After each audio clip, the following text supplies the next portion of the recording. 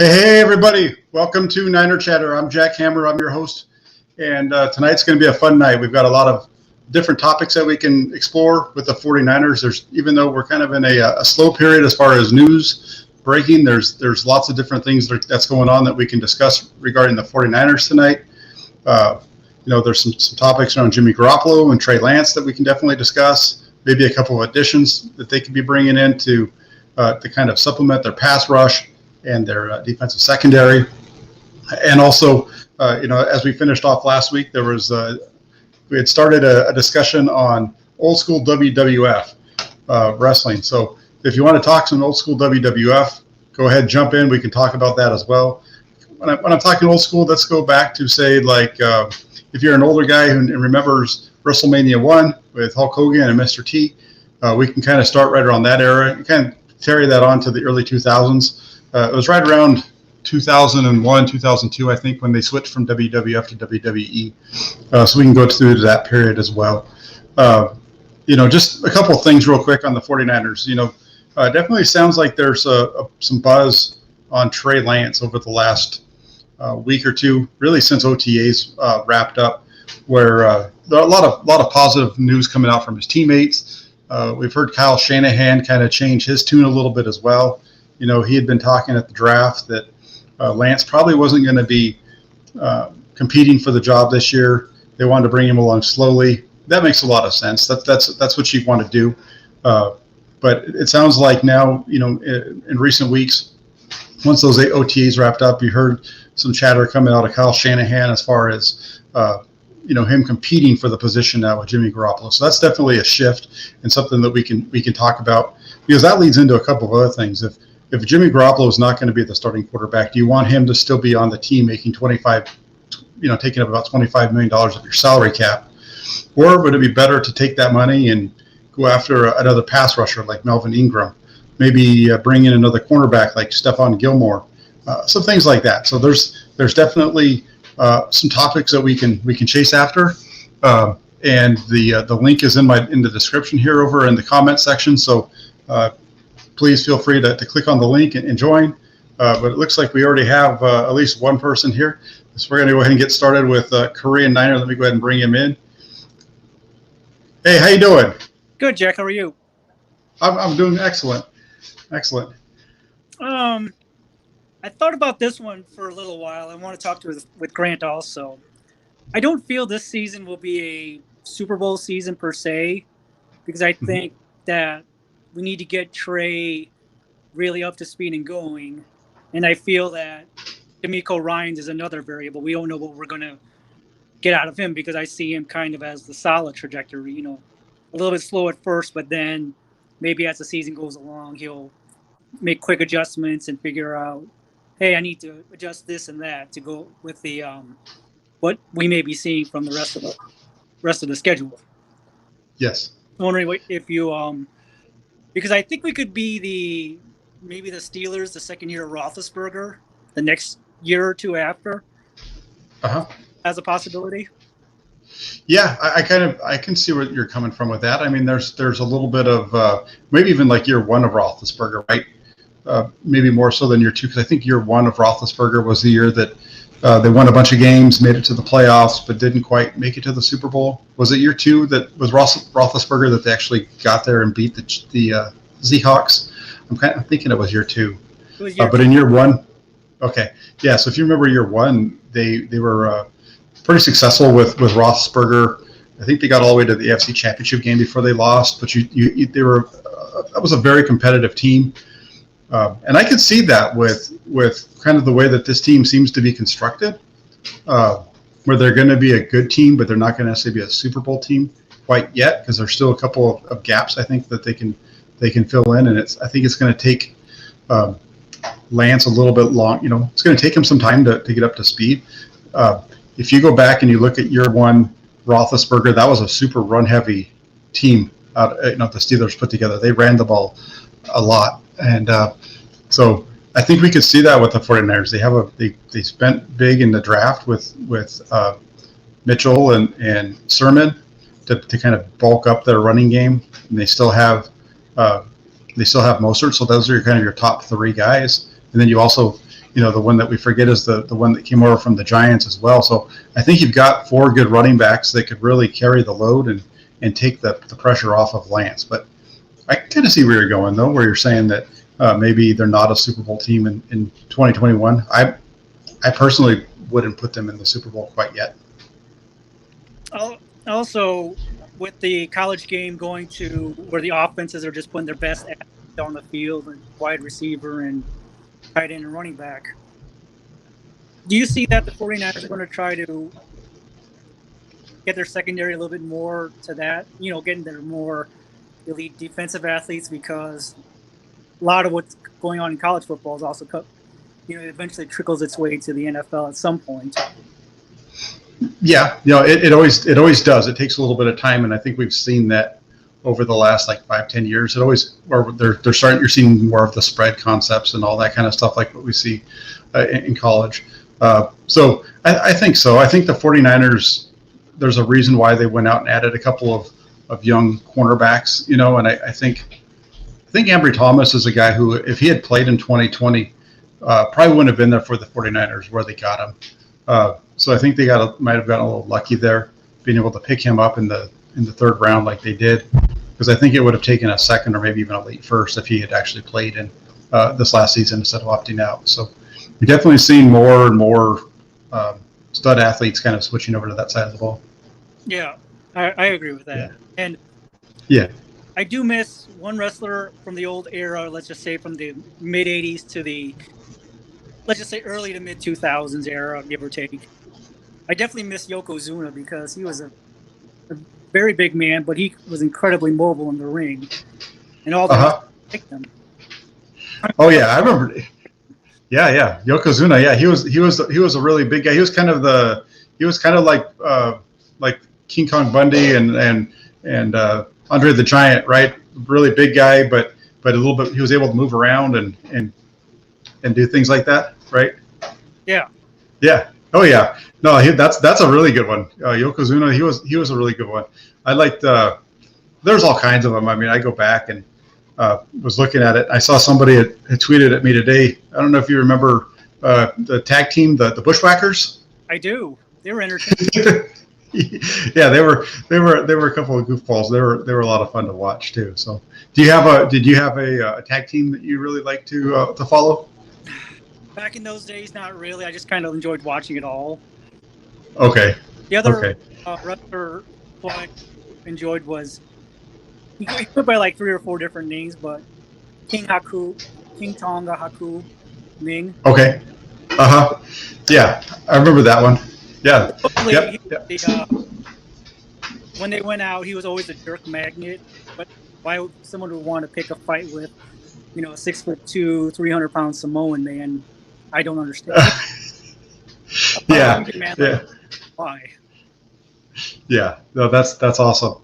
Yeah. No, there were some really good characters back in the old days. I don't really pay attention to it quite as much now. That's why I kind of wanted to focus on the older, back. I think for me, I kind of stopped watching it right around the time that you saw The Rock and that group kind of leave. But I go back to British Bulldogs and the Hart Foundation. That was a heck of a group too. Heck of a pairing. So yeah, and then Thomas in the comment section over here, he's coming in with the Legion of Doom. I don't know if you remember those guys. Those guys. But those yeah, the face paint. What's that? They had those shoulder pads with the spikes. Oh yeah. Yes, that's correct. Yeah, they did. So anyway. One last 49ers question. Okay. Do you see that Jimmy saying, "Hey, I'm not going to take the pay cut," and eventually let's just say pre-week 1, Jimmy cut is coming? Because, Jimmy's been scapegoated. He's carrying bubonic plague or whatever, and they want to blame everything, all the ills on him when it's not all his fault. I don't know. Yeah, I don't. I don't know. It really depends on if they decide that they want to go ahead and they want to make some of these additions, right? Otherwise, I could see him, sticking around. But I really think that I think their goal is to really pump him up and try to move him late in training camp if Lance is doing what they expect. If Lance is going to be the guy and they're going to go ahead with him week 1, then I could easily see them moving on from Garoppolo. I don't foresee them just releasing him, but I think they're going to do something with him where they're either able to restructure his contract some way, or they're able to trade him, even if it's for a mid to late round pick, just to get something in return. Yeah, I mean, the ideal situation would be when Teddy Bridgewater went down for the Vikings and the Eagles got, I think, a first-round pick and something else for Sam Bradford in return. That would be the ideal scenario. Right. I don't wish anyone,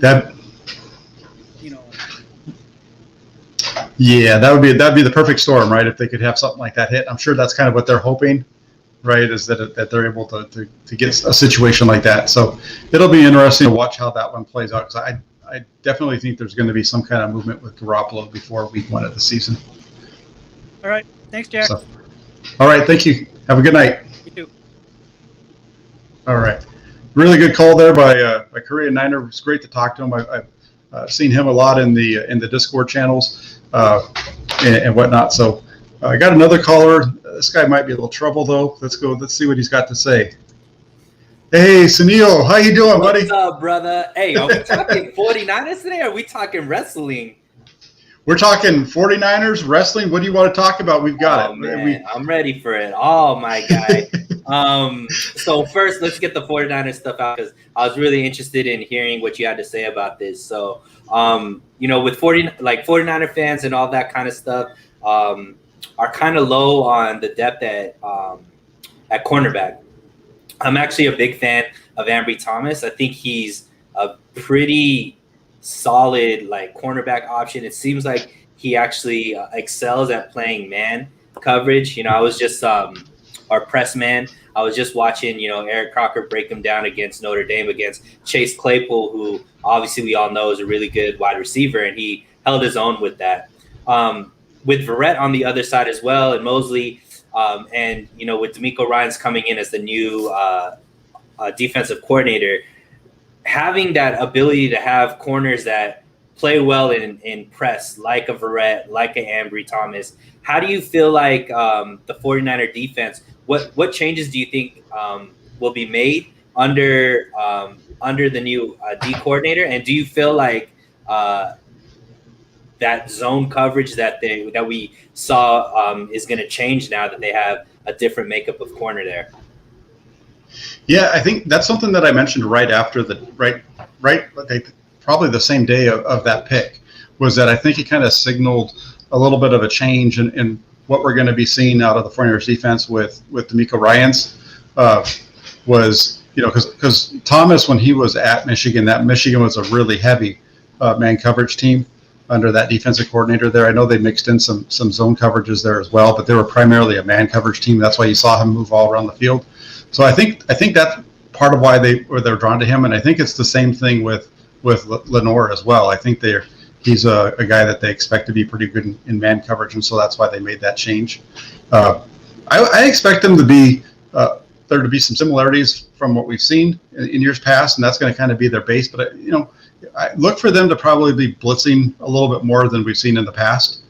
Maybe bring in Dre Greenlaw on some blitzes that we haven't seen before. Maybe Warner every once in a while, but Warner's your better cover guy, so you might not want to blitz him too much. So I think we're going to see some more pressure packages come out of him, but at the same time, a heavier use of man, kind of like what we saw from Saleh towards the second half of. Right.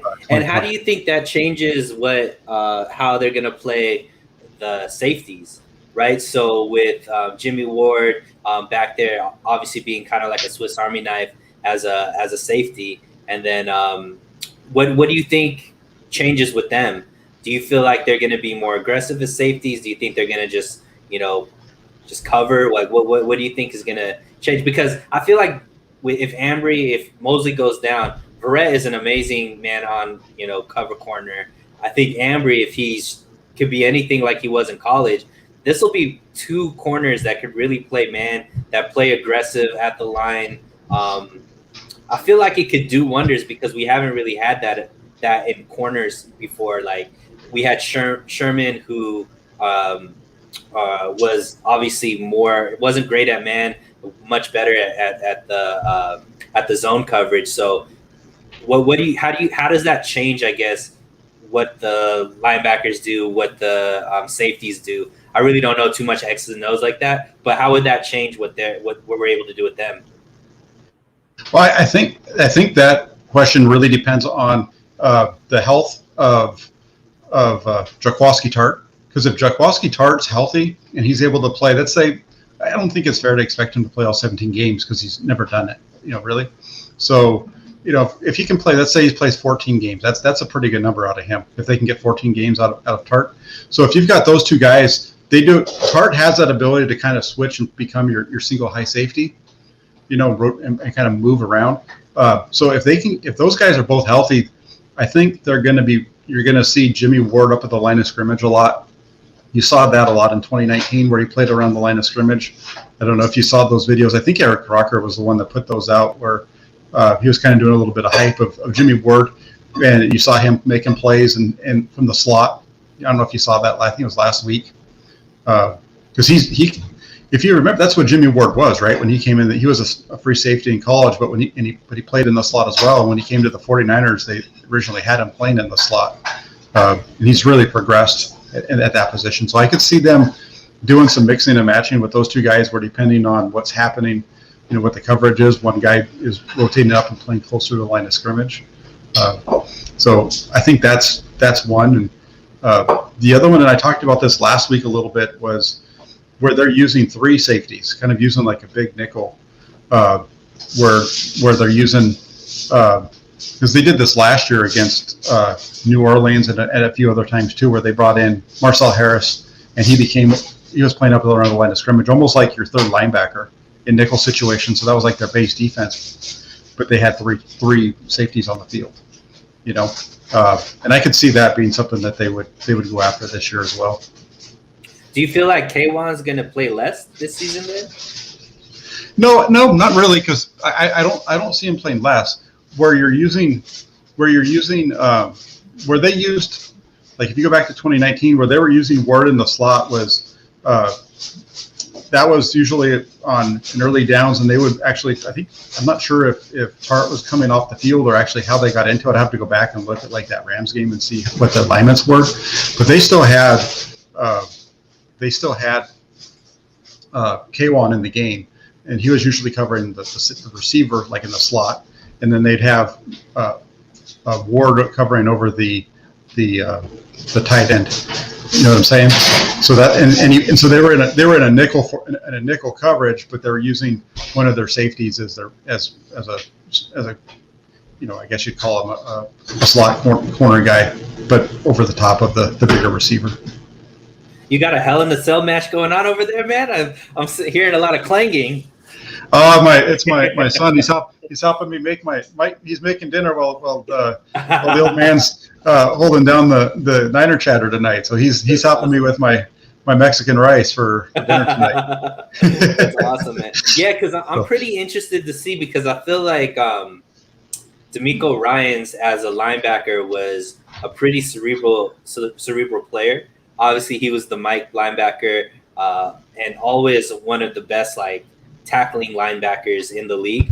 So I feel like we're going to see some different looks out of the defense under him because of the type of player he was. I don't know if he's going to be completely different as a coach, but it seems like I just see a lot more schemes and a lot less of the just basic packages that we're used to with the Niners. I feel like they're going to switch it up a lot. And with the personnel that they have, I think it gives them an opportunity with, a lot of different options, because where everybody is saying our corners are not very good, I feel are not as deep. I think that we have a lot of specific talent in the corners that could be utilized, especially against the type of receivers we have paired with the defensive line that we're going to be putting up.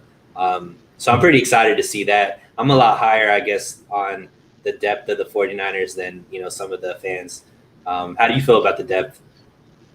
Well, I can understand why you're high on it. it's just concerning because you haven't actually seen anybody on the field yet. Right. At least we haven't as fans. And you know, some of the media has seen a few practices, but even they really haven't seen enough yet to really make a really good judgment. When you look at these guys on their college film, you know, I can say that I think that Ambry Thomas is going to be a heck of a fit. You know, I haven't seen as much of Lenoir to really have as strong of an opinion on him, but I think, you know, the 49ers, and you go back and you look at their team last year, I think their depth is probably just as good as last year, right? And last year they were a pretty good team. You know, if they had a better play out of their quarterback, they probably win another game or two. And if, you know, I think they'd be okay. So their depth isn't awful. It's the unknown. And when you look at the secondary depth, and we can like Thomas as much as we want, or Lenoir, but the depth on the secondary is the one area that concerns me, just because we haven't seen him yet. And it'll be interesting to see how that plays out because of the injury history also with Verrett. If he continues that path of only being able to play a few games, that's where I get worried. If it's only a game or two here or there, probably not as big of a deal. But if it's a short season for him, that's when you start to have issues, I think. Right. But I don't know how confident the 49ers would feel if we had Ahkello Witherspoon back. You know what I mean? Like, I feel like the depth that we had at corner wasn't anybody fantastic anyways. So to replace them with, like, you never knew what you were going to get out of Ahkello Witherspoon. Who was the guy who got burnt up all the time when he came in from last year? Dante Johnson? Nah, the corner that came in, and I think Brian Allen? Yeah, Brian Allen. It's not like it's him, you know, but like, did we feel like the depth was that great last year where, you know, it didn't seem like people were too upset about our depth at corner last year, and we had Brian Allen and Ahkello Witherspoon. So to have like guys like Ambry Thomas and you know, Dante Johnson back, and then like Lenoir, if he ends up making the team, like, I just feel like it's similar. All we got was younger and more athletic and people with less injury issues, which I think is an upgrade just on its own, to have like people that have been able to stay healthy and play full seasons, at least on a college level, to come in, and, you know, guys that are competitive. I don't know. I'm just a lot higher on it than feeling like it's just the worst situation that we've ever had as a 49er fan. It doesn't seem like it's that dire. Well, I don't know if saying it's the worst situation we've ever had is accurate. I just think that, like, for me, I wrote up that article, you might remember, like a few weeks ago, where I said the biggest area of concern was the secondary for the 49ers, and that was all about the lack of, for me, it was about the lack of veteran depth. It was, you know, you had the lack of veteran depth, and you also have a new defensive coordinator. I have a lot of faith in DeMeco Ryans. He was a really good linebacker. I think that's going to transition over well for him into his new role. But I would be more comfortable if Ahkello Witherspoon was one of those two, you know, one of those in the mix at cornerback, just because he's a veteran that you kind of know what he brings to the table. And so having that feel is why you have some positivity or negativity about the group, depending on your point of view, perception. I guess for me, Ahkello Witherspoon had all the talent in the world, but lacked that confidence to constantly stay confident. I feel like Ambry isn't going to have that issue. He seems like a very self-confident guy, and the same stuff that made Emmanuel Mosley stick in the league, right? Just the utter confidence, even though he went undrafted. It's just, to me, I don't know. I feel like the Niners are going to be all right there. My second question, I don't know if there's somebody else is there somebody else waiting that you need to kick me off for? Well, we'll go to Waruna as soon as we get through with you. All right, We're cool. good. So I wanted to also ask you the same question about just the D-line. With the new speed that they brought in, do you feel like that's going to change the way that they attack on the D-line, with, you know, Bosa coming back, with Ebukam being there, and then some of the other guys they brought in? How do you feel like that's going to change rotations, and just also scheme-wise what they're going to do as far as the D-line? The D line is going to be really interesting to me, and it's when I say that, I'm really talking more about the interior of the defensive line. That's the area to me that just seems full of depth.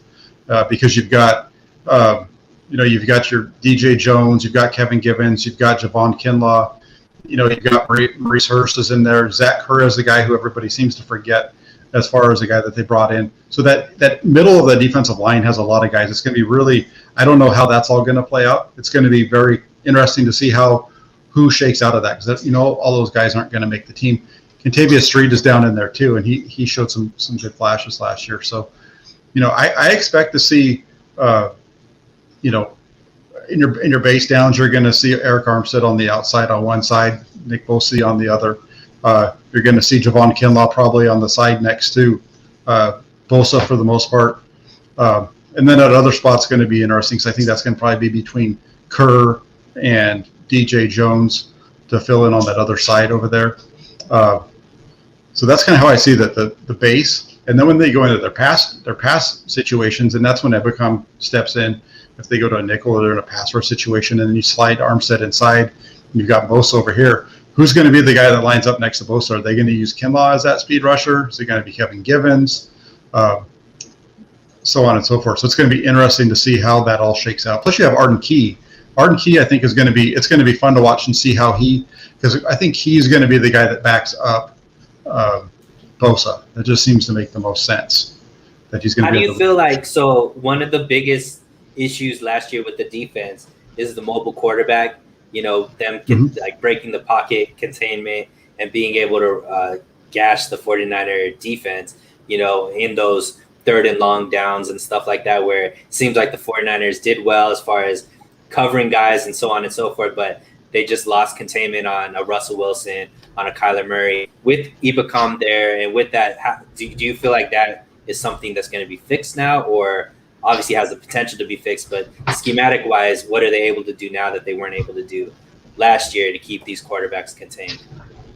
I think it should help them, because that's kind of, when you watch Ebukam, that's kind of what he does. He doesn't really have any. He's not like Dee Ford, where Dee Ford can just really blow around the edge and make a play quickly. He's more of a bull rusher kind of guy. He doesn't really have a lot of moves where he gets up into the tackle and he drives him back. But as a linebacker, he's able to separate and get his arms extended, and then kind of watch that quarterback and kind of keep him in there. And then once the quarterback starts to make a move one way or another, shed that offensive tackle and then go and chase him down because he's fast, right? So I think that they're going to be better suited to deal with Kyler Murray's and Russell Wilson's of the world. That's kind of the way. That's the way that they used him down in Los Angeles. And I expect him to play a lot more downs with the 49ers in that role than he played down in LA. So I think they're going to be better suited for those mobile quarterbacks, especially. And if Ebukam can generate another move or two, I think this defensive line can be very similar to what they were in 2019. They're not going to be quite as good, because you're as much as people like Kinlaw, I don't think he's ever going to become the pass rusher that you had in Buckner. Mm-hmm. Yeah, so I think you're losing a little bit there, but he's better in the run. Yes, no, definitely, yeah. So if you saw what I wrote up today, that's what I was talking about. I don't expect him to have a lot of sacks, but he's a really good run defender, and that's primary. That's where he's the best at. And then if he can get to about 4, if they get 4 sacks out of him, I think they got to feel happy about that. And Grant made a really good point earlier today on his show when we were talking about this, where if you're getting Ebukam coming around the edge and you've got Nick Bosa coming the other way, and and you're starting to see quarterbacks having to move around, you might see Kinlaw, flash a little bit, because he's very similar to Ebukam, where he's a bull rusher who gets his sack. He got his sacks last year really on second, third effort kind of plays where the quarterback held on to it. So if he's got those guys coming around the edge and kind of forcing them guys up inside, he might surprise with some sacks, where he's getting sacks that weren't necessarily created by him, if that makes sense. Absolutely. I love it, man. Can we talk some WWE before you move on? Or some? Yeah, well, hold on one second. There was somebody. I don't see it in the comment section anymore. Here we go. This guy was asking. He wanted to hear your thoughts and my thoughts on who the most underrated coach on the staff is. And Kamal said that he thinks that it's the defensive line coach would be Chris Kasarik is his guy for the most underrated coach on the 49ers staff. What do you think? I mean, since we just lost a bunch of coaches, I would have to say, even with those guys, it's definitely him. I mean, that's been something that's never wavered. Coach Rick, whomever you give him, he's been able to get the most out of them. And we haven't really seen too many, well, I guess, Solomon Thomas, but for the most part, everybody that has the talent that has been given to Coach Rick, he's been able to get the most out of them. And, it seems like the people that come in at D-line and then that leave for another team, they're making the most money, right? So, he's developing these guys, and if they don't come back to our team, they're going off in free agency and getting pretty sizable. They come out worth more than when they came in. So that's a lot to do with the coaching, and more than any other position that we have, it seems like the D-line seems to be something that is always a strength for our team. So there's a reason why he makes the most money for a position coach. Yeah, I didn't realize he makes the most money of their position coaches, but he's really good, and I agree with what you said as far as the, he seems to get the most out of guys. I mean, the Kerry Hyder really owes everything he's got in his career to hit the time that he's worked with Coach Rick. So right. I think I agree with you on that one. All right, so here's my question before you kick me off. I want to know WWF. So it's gonna be about wrestling. Your all-time greatest rivalry, and it could be prime WWF back in the day or WCW. What's your favorite rivalry? Let's say top three rivalries. Yeah, no, I'm a big guy, WWF guy. Never really got into the WCW much. But for me, it would start off with, I don't know if I'm ranking these guys, but the first one for me was obviously Hulk Hogan and Roddy Piper. Ooh. Back in the early 80s, right? Those two. That's all what led to WrestleMania 1, right? Was their rivalry. Yeah. Kind of is what kind of generated everything that led up to. And I know that they had Mr. T involved, and shoot, I can't even remember who Roddy Piper's guy was in that, because remember it was a tag team match, right? Was the headliner? It was Hulk Hogan and Mr. T versus Roddy Piper, and I can't remember who the other guy was. Yeah, I don't remember either. But it was all about those two guys, though, right? So those were my first two. Hulk Hogan was still a headliner when I went to my first wrestling match up at the Cal Palace. Mm-hmm. Watched him wrestle against, I don't know if you remember, adorable Adrian Adonis. No, that's before my time, and before I got into wrestling. Yeah. So he was a character. But yeah, so that would be my first one. Definitely a big fan of The Rock, and those, during that time period. So I was a huge Rock guy. I don't remember who his main rival was. Was he a big rivalry with Stone Cold? Yeah. So there you got to take that one. That one's definitely there. And then K-Ball has another one good over here too. This was the Macho Man versus Hulk Hogan. Yeah, that was great. Randy Savage. Yeah, I don't know. I think the bigger rivalry, that was a big one, but the one that really ended up being the bigger rivalry ended up being Hulk Hogan versus Ultimate Warrior. Yes, thank you. You got it for me. Yeah, the Hulk Hogan Ultimate Warrior one. That was a big shift in the WWF. And I just saw. It's funny that we're talking about it, because I just saw a documentary on that 2 weeks ago. It brought back all those memories of kind of that time period. So my three favorites are.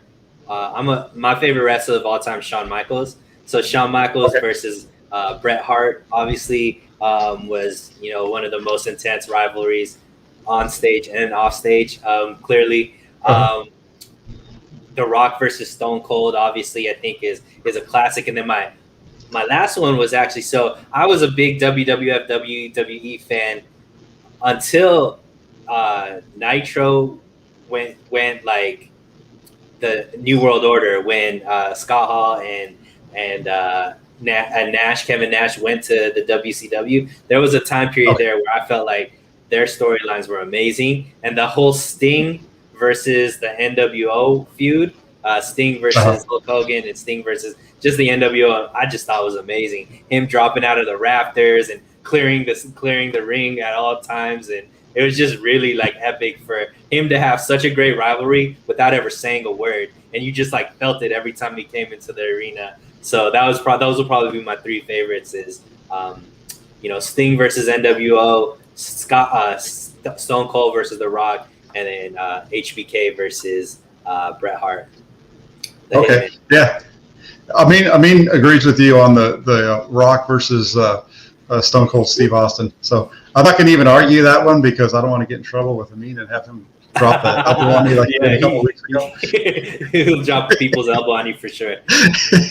Yeah, but that was the Rock was hilarious from a wrestling standpoint. His finishing move was probably the worst ever, right? The people's elbow, and it was just goofy. But I'll never forget one of the funniest things I saw was, I don't know if you remember, he was up in Sacramento for a Monday Night Raw, and he gets on his little guitar and he starts singing about something, and he goes on to say how he was back in Sacramento and he would be back when the Lakers beat the Kings in May, because that was back during their rivalry, and the crowd's booing them and everything. Oh man, I wish I could. My favorite when he started singing and he did the whole Eddie versus the late great Eddie Guerrero, when he started singing that like Mexican Eddie Guerrero song. It was hilarious. Those are the best. Yeah, that's definitely some good ones there. And then Wilt over here, he's helping us out. It was Paul Orndorff. He was Roddy Piper's partner. Partner. I don't even know who that is. Who's Paul Orndorff? Paul Orndorff. He was a big time guy back in the early '80s. So that makes sense that he would be with Piper. He was one of the bad guys back at that point. Was he an actor? Didn't really have athlete or something, or just? No, he was just one of the wrestlers. He was. Really? Yeah. So Mr. T was the only one that kind of got brought on, but Mr. T at that point I think was right around the time of Mr. T, being famous because of Rocky, and Mr. T had been with the A-Team and all that kind of stuff. Yeah, he had been in Rocky. Mr. T had been in Rocky 3, and Hulk Hogan had been in Rocky 3 as well. Right. So there was some crossover, I think, between the two of them. So, yeah, definitely some good times. The old WWF, and I remember, I didn't watch a lot of WCW, but I do remember Sting and NWO and all that kind of stuff. So definitely remember that. Yeah, they did something really smart because they started their show an hour before WWF did Raw. And so you would come in watching that, and then they did their shows live, and the WWF at the time was taped. So Eric Bischoff was doing a lot of slimy stuff by giving away like what happened on the Raw taping, and then putting it out during the Nitro live screen. So it was pretty awesome. Like just that rivalry. I think that's like my favorite time in wrestling, when they were going back and forth, because it forced the WWF to step their game up. And then WCW was just coming with all this creative stuff till they like just imploded. Yeah. No, so there was definitely some, and then all those guys ended up joining WWE eventually, right? Once WCW went away, yeah. So no, good times. So I'm gonna jump over. I'm gonna get to Waruna here in a second, but I really appreciate you jumping on tonight. That was a lot of fun, Neil. Of course. We'll talk again soon, my man. All right, have a good night. Bye. All right, so real quick before I go to Waruna, one last thing, and this goes back to the WWE thing, and I'm going to tie this into the 49ers really quick. So Kim says The Rock was teammates at Miami with Warren Sapp and Ray Lewis. Yes, he was. One other thing that you might not realize is that before coming to the 49ers, Jeff Garcia was the quarterback for the Calgary Stampeders in the Canadian Football League, and he was actually a teammate. That's where when The Rock didn't get drafted to the NFL, he actually went up to Canada, played in the Canadian Football League with the Calgary Stampeders, and was a teammate of Jeff Garcia's during that time period. So a little bit of a tie-in with some old school 49ers as well. So, all right, let's jump over to Waruna. Let's see what he's got to talk as far as WWF. How you doing, Waruna? I'm doing good. I'm doing good. How are you? I'm good. What's going on? I have never watched wrestling in my life. You're probably smart. For some reason, boxing, wrestling, all these fighting sports, I don't know. I can't stand it. Well, yeah. The fun thing about the pro wrestling though is it's real because there's a lot of physicality to it, and those guys are really getting hurt. But at the same time, it's more of a show than anything else. It's funny because I remember my dad used to laugh all the time about my mom used to watch soap operas all the time, in the middle of the day, and so she'd give him heck about she'd give her heck about watching the soap operas in the middle of the day. Well, meanwhile, she'd give him heck for watching the WWF because she'd say, "That's what are you talking about? You're giving me heck for watching soap operas. That's what that's what this wrestling stuff is. It's soap operas for men, but with all the different storylines." But yeah. So what's going on with the 49ers that you want to chat about?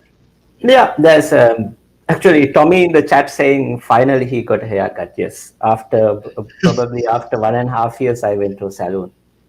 My wife was giving me the haircut. So this time, I thought it might have just been because you're big time writer now for Sports Illustrated. You got to clean up the look, and you're starting to do the live streams. And I mean, look at you! You got the nice shirt on today, and Actually, I was conducting an interview today for work, so I had to dress up anyway. Oh, okay. Okay. So I just wanted to ask this.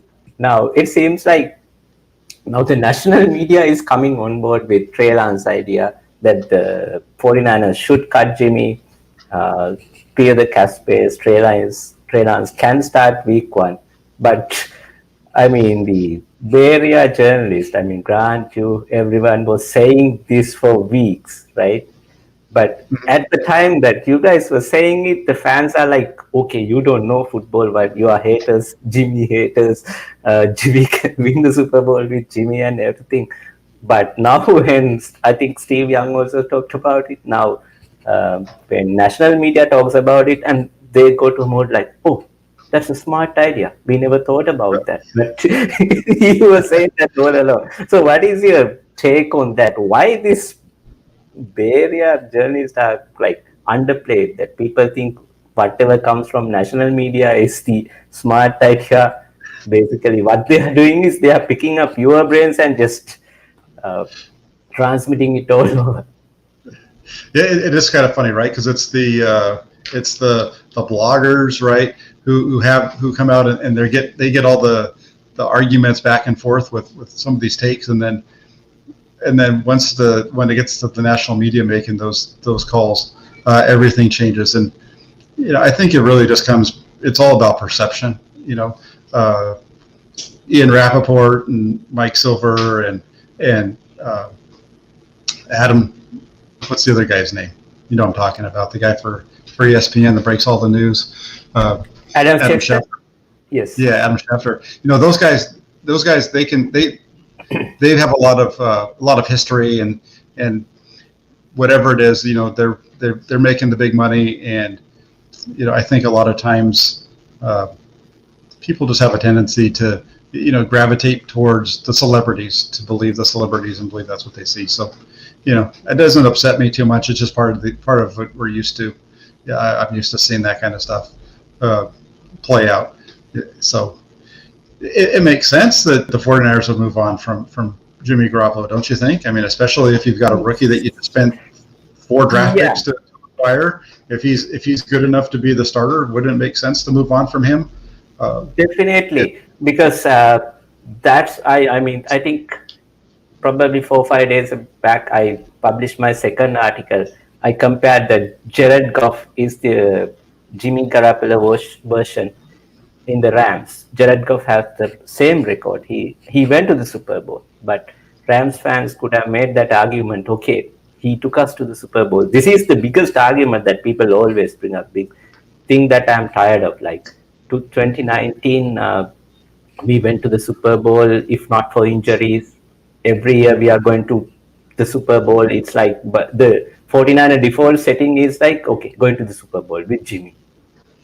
Whatever they do in the fourth quarter is a separate business. So that's what they think of Jimmy.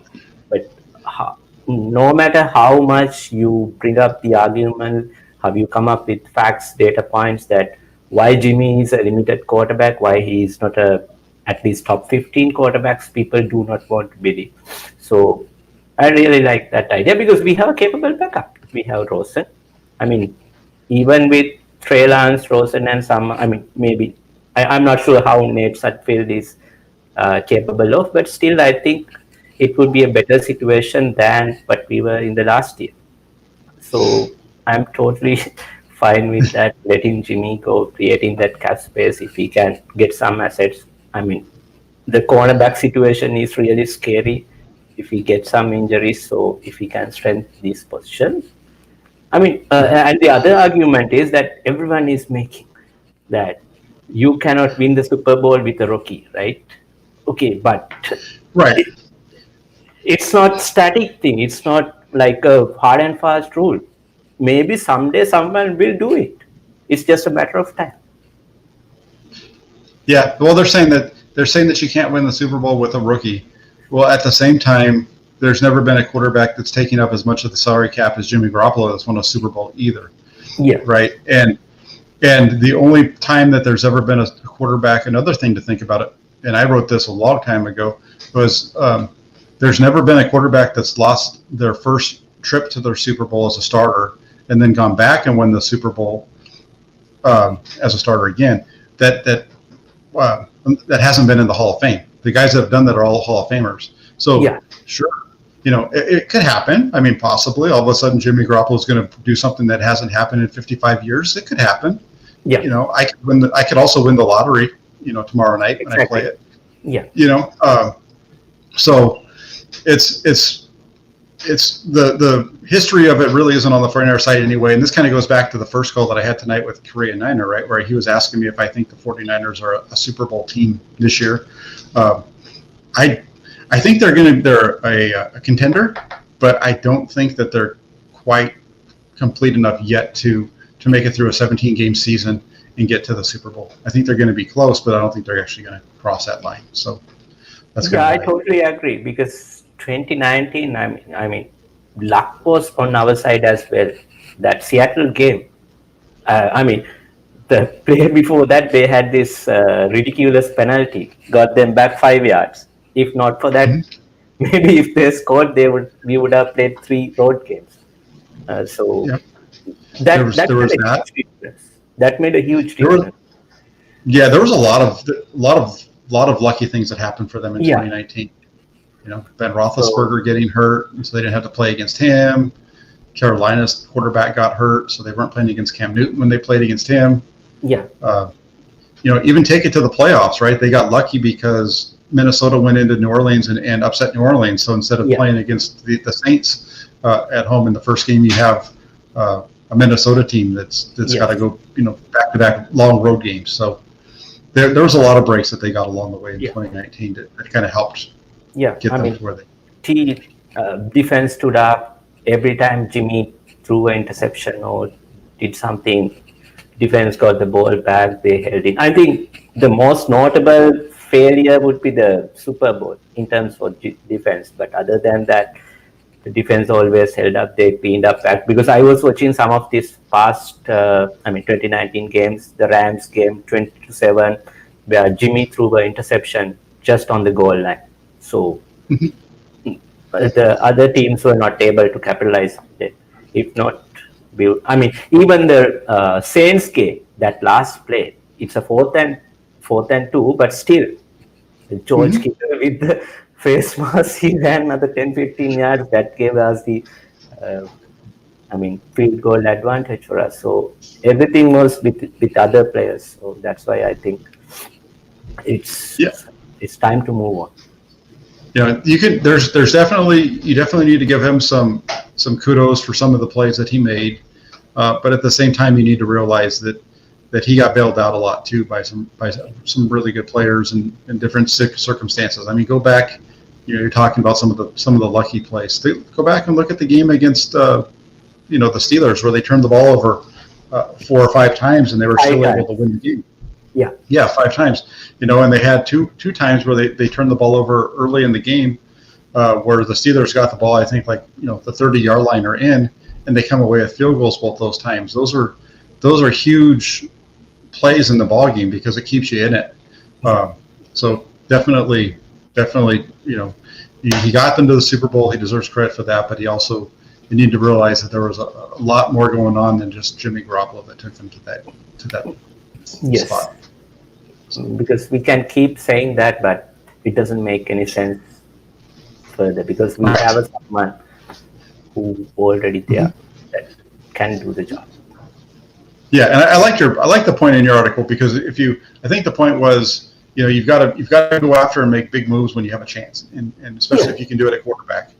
Yeah. And the 49ers had a chance last year to have Tom Brady as their quarterback, and they passed it up. They had a chance this year to get Matthew Stafford, who I don't put Matthew Stafford in the same category as Tom Brady, but they had the possibility to make a trade for him that would have cost them less in terms of draft picks, but it would have hurt them more on the cap side. But yeah, so there's definitely some things that they've missed on there. So I agreed with you on that one. Yeah, and one thing I wanted to answer is that the most underrated coach, to me, it's Bobby Turner, because he seems like any running back that comes in, and he would make a great product out of it. So I think that's that's one of the most productive areas that we had throughout these years. So always you have some guy. I mean, apart from the injuries, if we didn't have injuries, we always had some good production in terms of running back. Yeah, that's a really good one. That's one I wasn't thinking of, but Bobby Turner, that's definitely a name that I think needs to be thrown out there. I know he got some recognition recently, but he's done a really good job of keeping that running back group churning over and over, regardless of who was in there. So that's definitely a good one. Yeah. Okay then. So all right. Okay then. Thank you very much for having me. No, it was great. Hey, you're always fun. You always have some good comments, and definitely took us in a little bit different direction. But that was really good. I appreciate it. Okay. Then have a good night. All right, you too. All right. Okay. Bye. All right. So we're getting down to it, but we definitely have one more guy on here. 49er Ultimate. How you doing? What's up, man? Hey, not much. How you doing tonight? I just got home from work about an hour ago. There you go. Putting a nice long day at work today. Yeah. Last week, my boss called me. I work for. I live in San Francisco, so I work for the city, the recreation department. So I do sports with kids. So my life has always been about sports. But during this long shutdown, I started a YouTube channel, 49ers Ultimate Report.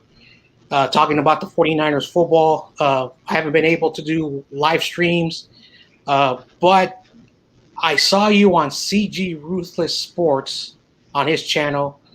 So that guy's he's a really good dude, and how I watched you, and shout out to the people who know me on the chat. So I'm John Jay, JONJAY, 49ers Ultimate Report, and I wanted to start off something a little bit lightly. I heard you talking with somebody about pro wrestling. I live in the city, and people were talking about The Rock. The Rock has family here in the Bay Area and here in the city. So that's a little fun fact for those wrestlers. So The Rock is true. He's from the Bay Area. He's traveled around, but his roots are here. So that's something for those who didn't know. He has a lot of distant cousins. A lot of family. So that's one thing about The Rock.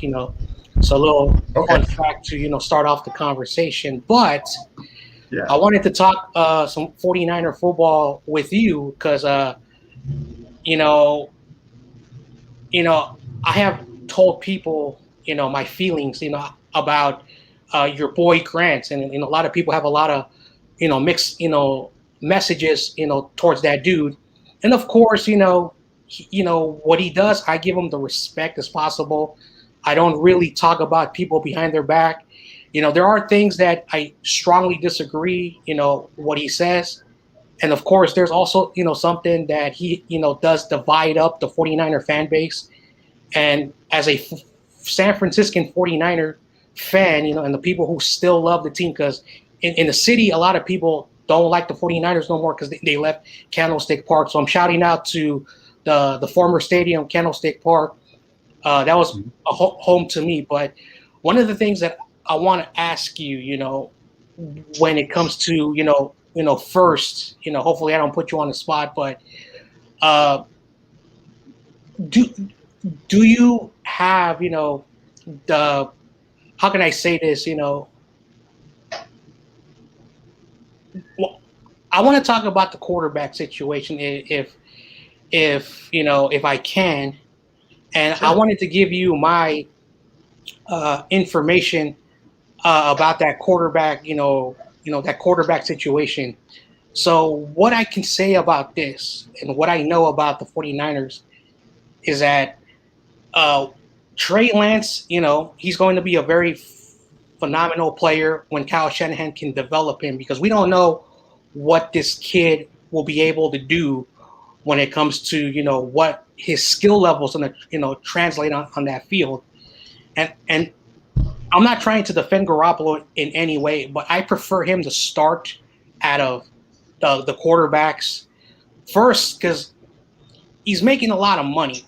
And if anyone could tell me right now who's making $27.5 million, reasons to be on the bench. So that's the first thing, that most people, forget, that we can have an expensive quarterback on the bench. That's BS to me. I'm sorry to say it that way. But at the same time, he needs to prove himself, not just to 49er fans, but to everyone in general when it comes to, what he's capable of doing. And when it comes to Trey Lance, he's gonna have his day. It won't be week one. So I wanted to know what is the best scenario for the 49ers when it comes to the quarterback situation.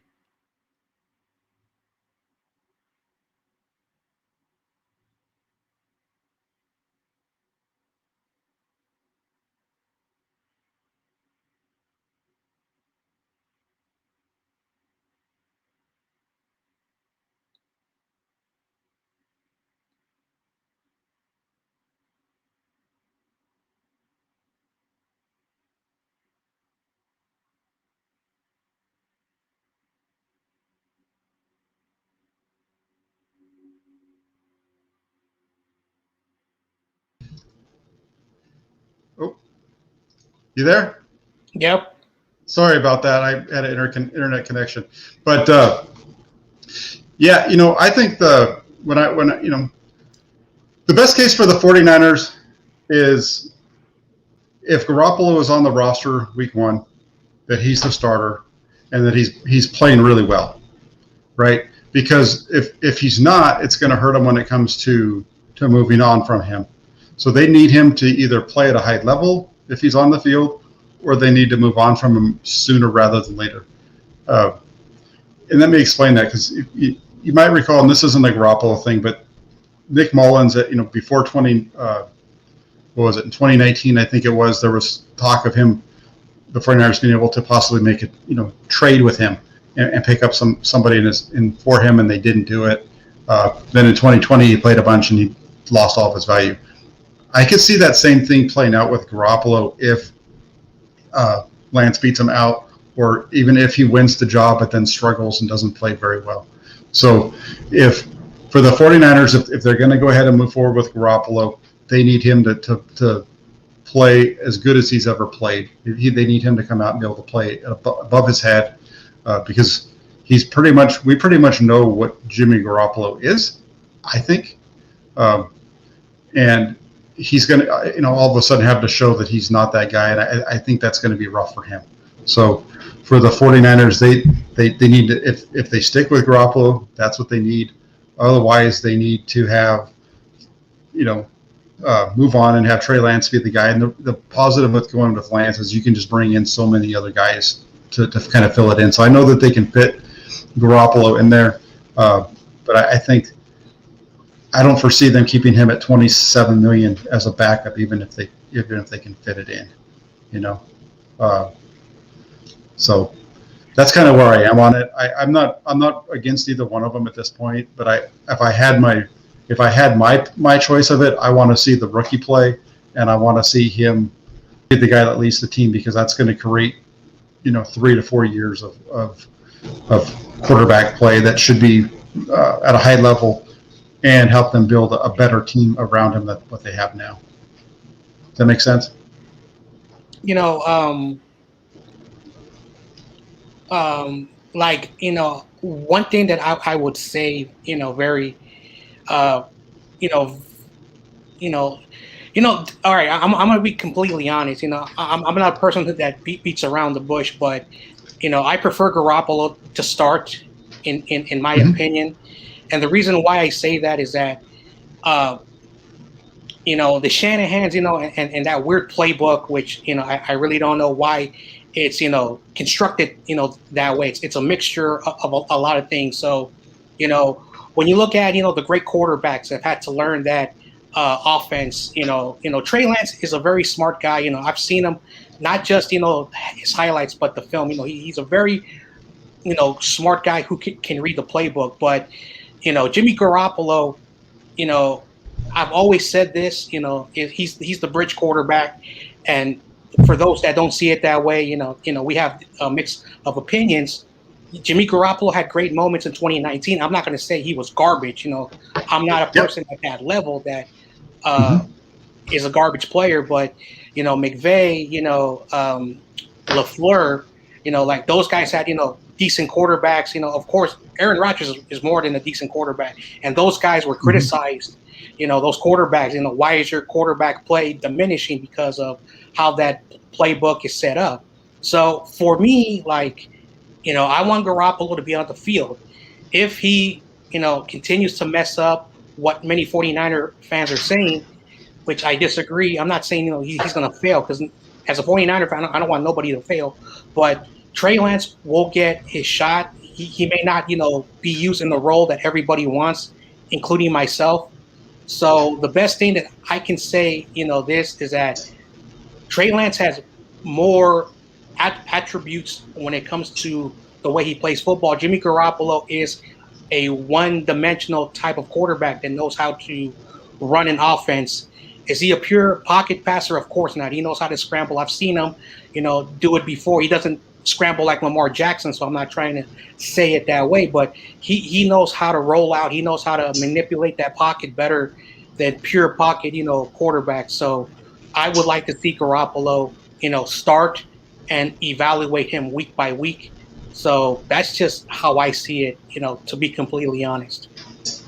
Yeah, and kind of going back to your question that you had asked me as far as what I think best case scenarios for the Flyers, if they do follow your path and they do start off with Garoppolo, it's just that if that's what they decide to do, he needs to perform at a high level, because that's the only way that they're going to get good value out of him. If he goes out and struggles in any way, then his value is going to fall even worse than it is right now. So if that's the direction that they decide to go, then they need him just to ball out. And as far as Garoppolo in 2019, no, he wasn't garbage. I don't think if there's anybody that says he was garbage, I think that's overstating it. He was a really good quarterback in 2019. Heck, if you look at his numbers wise, he had some stuff that was puts him top 10. I even wrote an article when I first started with SI about the fact that he was, about that.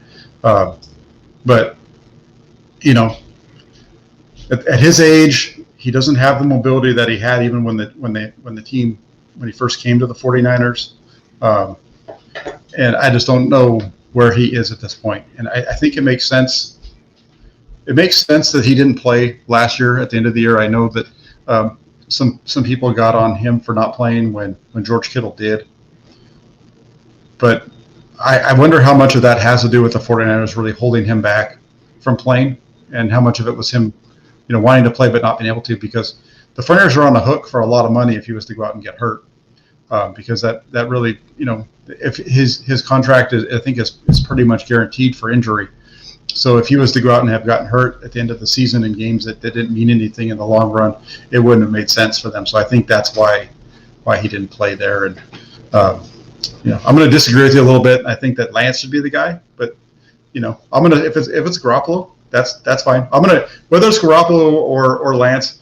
At the end of the day, for me, I get to judge them the same way and report on what I'm seeing, in the same manner for both of them. So, if you read what I say about Garoppolo and think that I'm too harsh on him, and that's just you or anybody else that's watching, then that's fine. Those same kind of things will happen with Trey Lance. I've done that from, Alex Smith and Colin Kaepernick and all the quarterbacks in between as well. So it'll be interesting to see how it all plays out come August. I think that's where we are right now. We're all talking about it, and we're going to find out in August who the guy is that's going to be taking over. And that's one thing I like, having difference of opinions, having conversation, that's, what I do in my channel. I welcome it. I like to have great discussions. I'm not a person who, say, oh yeah, I have to agree with everything you say. So, from this, conversation, I think both of us, can agree, I'm not sure even if you're a diehard 49er fan like myself, but, your job is to, cover the 49ers, be objective, do what you're supposed to be doing. And I commend you for that, respect for that. I'm a fan, I just talk about how I feel, my opinions. I don't force anyone, to think the same way that I do. If someone likes Jimmy Garoppolo, I respect that. I respect that. If someone likes Trey Lance more than Jimmy Garoppolo, I respect that as well. But at the end of the day, for me, is that I don't want my team to fail. I don't root for Jimmy Garoppolo to get hurt week 1. I don't want Trey Lance to be pushed in because I don't want him to, enter a situation. And there's a lot of talent on the offense, so that's, true. But I would rather have my rookie quarterback be ready to play when he's 100% ready instead of him being pushed in and then having some bad games and then going back to a veteran quarterback probably later in the season, which, you will see that locker room dynamic, basically destroy. And it's happened.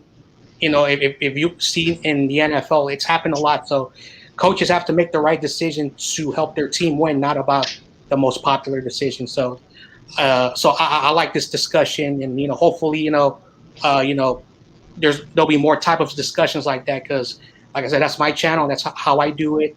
I want to shout out to Tommy Huxley, Monica, and Raruna. I've had Raruna on my channel. He's a very smart, intelligent guy. He looks at everything outside the box, and everybody else who's watching me, that's a type of person I am. And even though I may not be a big fan of you, Grant, and all those other guys, I respect you. I'm a person, I may dislike some things, but I respect people because that's how I was raised. I'm old school, even though I'm young. That's one thing about having great discussion. So thanks for having me on, listening to my opinions. And if people have different opinions about certain things about 49ers, that's the best thing. Different dialogue, different mix of opinions, because that's just one thing I love to have conversations. And the best conversations are not the ones that are always I agree with you 100% of the time. Yeah, no.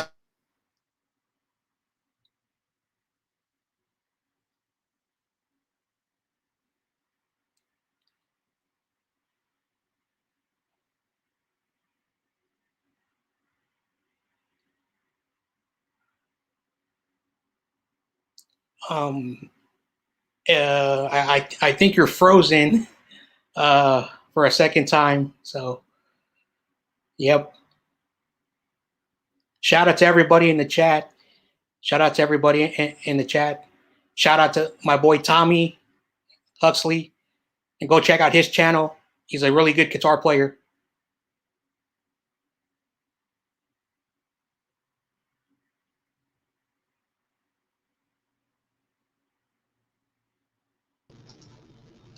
Sorry about that, connection issues. No, but like I want to say that this conversation that we're having right here, this is part of why I wanted to have this show, because I wanted to have people with all different ideas and topics with 49ers to come on. I don't mind somebody coming on and disagree with what I have to say. That's probably what we're here, right? As long as we do it respectfully and chat through it, that's what this is all about. So, anytime you want to come on and disagree with me or tell me that I'm doing a good job, I appreciate it. We can talk 49ers football all day long because that's what I'm here for, and that's part of why I wanted to do this. So, I appreciate you coming on. And really quick, I still have you for all the folks that are out here. So if you're subscribed to my channel, but you're not on John's, make sure you jump over and subscribe to his as well, because obviously this was some good debate, and we're both coming at this from different angles and different points of view, which is really what makes this all fun at the end of the day. So as long as we're respectful and everything, let's bring it on, and let's talk 49er football any day. Yeah, and if you want to come on to my channel, you're always welcome. Unfortunately, I don't have social media. All I have is an email. You can find my channel, 49ers Ultimate Report. If you want to come on and have a conversation with me and check out my format, how I do things. And again, shout out to CG Ruthless. If those who don't know who that guy is, he had this guy on his channel. So I said, you know what? Let me say what's up to this dude and appreciate it, man. Like I said, your job is, what you do. You're supposed to be a critic of the team. I'm a fan. So I basically defend my team. Thanks very much, man, as always. All right. You have a good night. All right. No, that was a great call by John. That was what he said there at the end, and I kind of mentioned it as well. That's what this whole show is about, right? Just for you guys to be able to come on here, voice your 49ers opinions. Let me have it if you don't agree with what I'm saying. As long as we're doing it in a polite, somewhat polite manner. Definitely not going to be getting angry and calling names or anything like that. But we can always come on here and have a good conversation, and who knows, maybe we'll walk out of it at the end of the day with some different points of view. Really quick before I head out, just kind of looking over here. Looks like there's some heated discussion in the chat regarding Trey Lance. Is that correct? Is that what I'm seeing over here? You guys are getting into it about Lance. If you have any questions that you don't know, if you haven't watched the two interviews that myself and Jesse Naylor have done with Coach McAvoy, highly suggest that you go on and you take a look at those. We did one with Coach McAvoy back before the draft. For those of you that don't know, Coach McAvoy is one of the two quarterback coaches with Quarterback Takeover that have been working with Trey Lance basically for the last year. Trey Lance joined QB Takeover in late October, early November.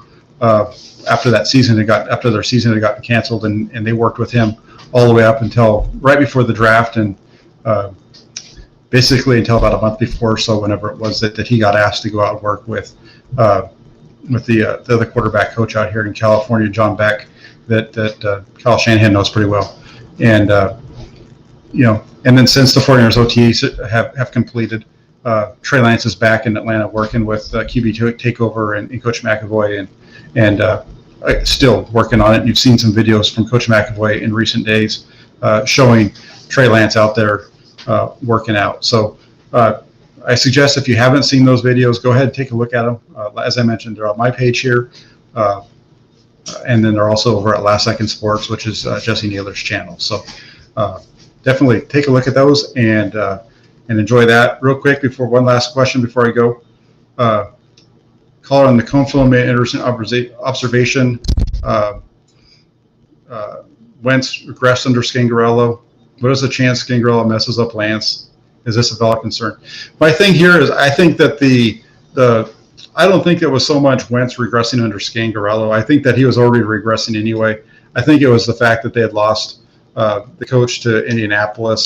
That's who was their offensive coordinator when he was at his best.